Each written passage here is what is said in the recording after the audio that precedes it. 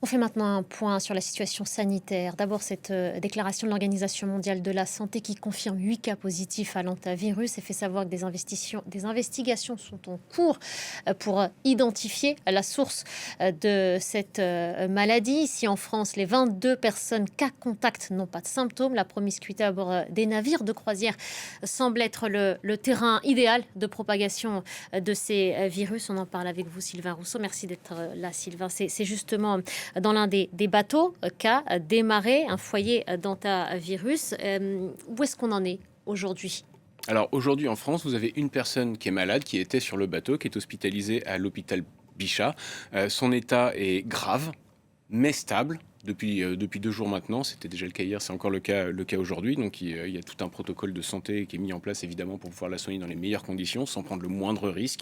Elle est dans ce qu'on appelle une chambre à pression négative, c'est-à-dire que le virus ne peut pas sortir de la chambre, c'est une question de flux d'air. Ce qui va être l'enjeu maintenant, ça va être de la stabiliser suffisamment longtemps pour qu'elle s'en remette. C'est ce qui avait été fait avec le patient hollandais qui avait été britannique qui avait été hospitalisé à Johannesburg, qui est toujours hospitalisé à Johannesburg. Il était resté dans un état critique très longtemps.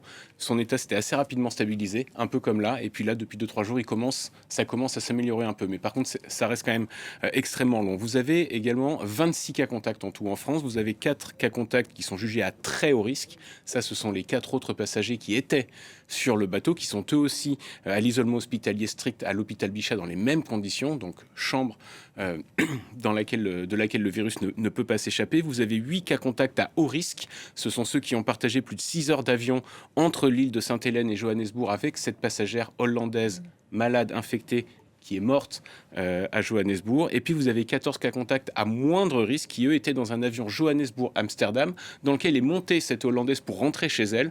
Son état de santé ne lui a pas permis de prendre cet avion. Elle a été débarquée. Elle est ensuite allée à l'hôpital où elle est malheureusement décédée. Mais vous avez vraiment 3 catégories de cas contacts. Ils sont tous en quarantaine pour au moins 14 jours. Plus probablement 6 semaines, c'est le temps d'incubation maximale du virus.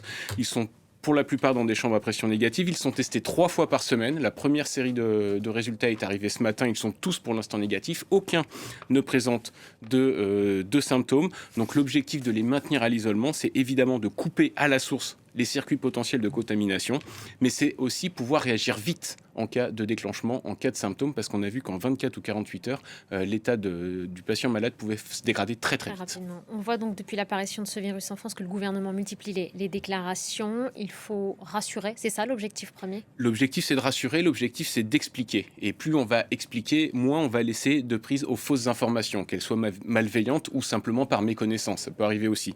Donc l'objectif, c'est vraiment de rassurer. Et puis, il faut éviter les erreurs du Covid. On se rappelle des errements, de la cacophonie qui régnait au début du Covid. Là, en faisant cette conférence de presse avec la ministre de la Santé et plusieurs scientifiques, membres des hôpitaux, des membres éminents des hôpitaux, eh bien, on se rend compte que contrairement au Covid, montrer aussi que la communauté scientifique et le politique marchent ensemble, expliquent les choses clairement. Encore une fois, l'objectif, c'est vraiment de couper tous les moyens possibles de transmission de cette maladie, qu'elle ne s'implante pas sur le territoire. Alors après, c'est vrai qu'on est dans une situation aussi très différente par rapport au Covid.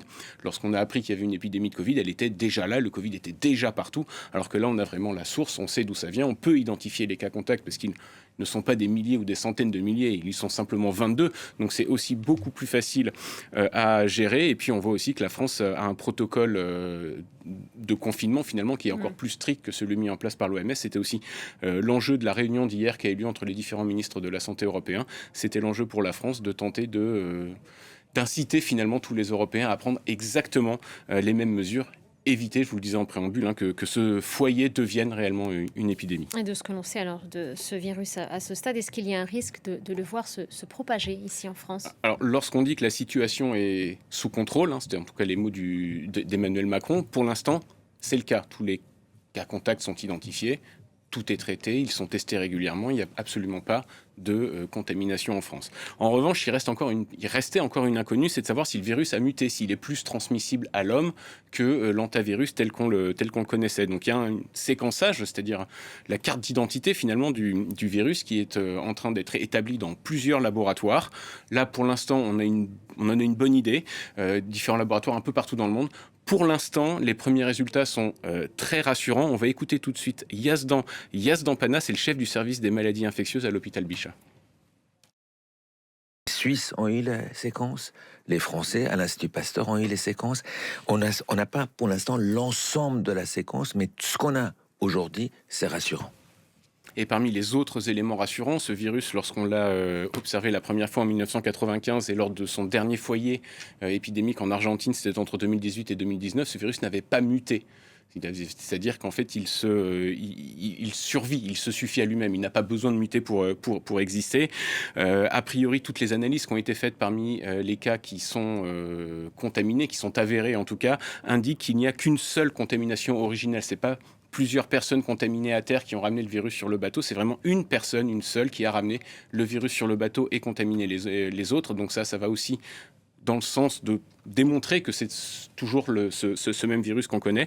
Maintenant, l'autre préoccupation, c'est trouver l'endroit de l'infection. On a soupçonné un temps une décharge à Ushuaia, mais c'est finalement pas sûr. C'est pas si clair que ça. Voilà, c'est pas si évident que ça. Les autorités argentines et l'OMS évidemment enquêtent. On sait que le couple originellement contaminé a voyagé un peu partout en Argentine, au Chili également, mais surtout il faut vérifier qu'il n'y ait pas un foyer à bas bruit qui accourt en ce moment en Argentine. Après, les Argentins, ils sont habitués à ce virus. Ils ne comprennent d'ailleurs pas forcément toutes les mesures qu'on peut prendre autour, puisqu'ils ont entre 50 et 100 cas là-bas chaque année, et ça n'a jamais déclenché d'épidémie.